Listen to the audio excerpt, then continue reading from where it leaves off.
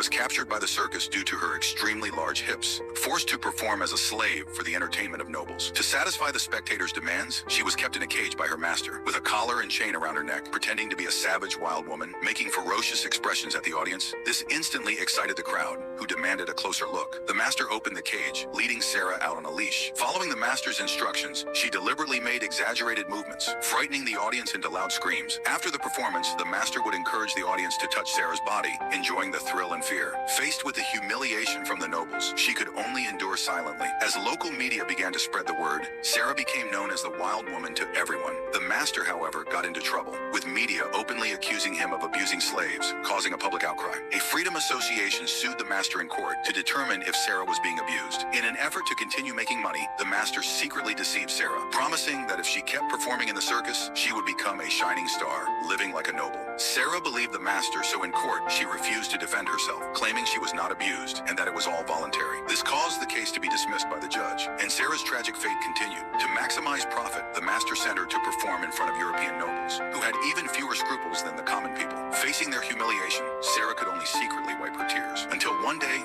French naturalist and zoologist Georges happened to see the performance, believing that Sarah was a koi and wanted to study her as a specimen. So he approached Sarah's master, offering a large sum of money to rent Sarah for 3 days for research. Blinded by greed, the master immediately agreed, and Georges took Sarah to a research institute. Now, they went a little soft in this movie as far as her true treatment, and sort of somewhat lied towards the end of that video. But the legacy of Sarah Baartman is still with us today, and I'll explain that a little bit later. But the treatment of Sarah Baartman was far worse than the movie depicted. And they didn't show the prostitution that she was forced into. They didn't show the beatings that she received. They didn't show the poking and the prodding to the level in her private parts, to the level that you know, is shown in this movie. And you can find this movie on Tubi, by the way. Now, one of the parts where they began to lie or not tell the full story is that because slavery was ended in England, her slave master didn't just sell her to the French guy for money's sake, just money's sake, but also so he can maintain her. And they went to France so that they can still maintain the slavery over her, because France at that point still had not given up slavery. Sarah Baartman was then just presented to the French noblemen, who often bought her for prostitution, where she acquired diseases like syphilis. Now, the usage of her by this humanist, he wasn't doing it because he felt some fear, some emotion of sorrowfulness for her, but he was one of the people who was instrumental in creating the idea that the races were based, that there were different levels of races, that white people were at the top and black people were at the bottom.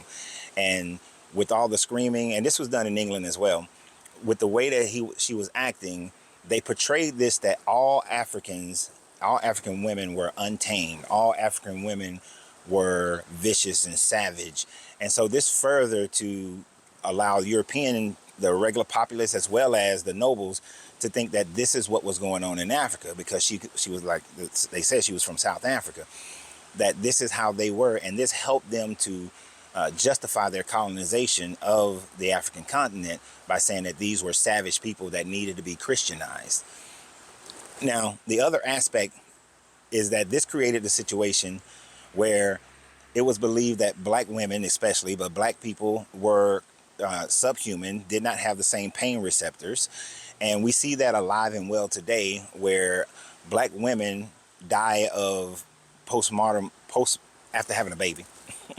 Black women die more often than anybody else because they are ignored as far as their treatment. They're ignored when they say that they are feeling pains, because this, I think it's called Eugenics, which began in the late 1800s, early 1900s in medicine, was based off of the experiments that was done towards her. And these experiments just weren't on, you know, parts of the body like the arms or the chest, but they would study her vagina and would claim that, oh, black women have these larger libias and all these sorts of things, and it made them where they didn't receive as much pain.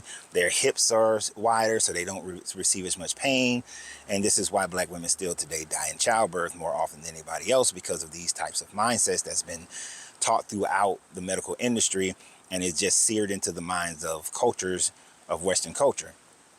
But she also died impoverished. When Napoleon was defeated and died, you had the noblemen could not pay for her anymore, so she actually wound up dying impoverished, prostituting even more so, catching more diseases, finally died at 26 of pneumonia and complications from syphilis. But we also see the legacy in all these BBLs, and you had like the Kardashian girl with the glass of champagne balanced on her butt as a direct comparison to Sarah Baartman, and the fetishizing of black women by Caucasian men, well, white men, because they're not from Caucasus, the Caucasus Mountains, but this fetishizing of the black woman and the difference in their bodies, then seeing it as something that is a curiosity. And this is one of those things that continue to haunt us for hundreds, a couple of hundred years later. Now, the thing, other aspect of it is that Sarah Baartman, when she did die, her remains were then dissected and studied.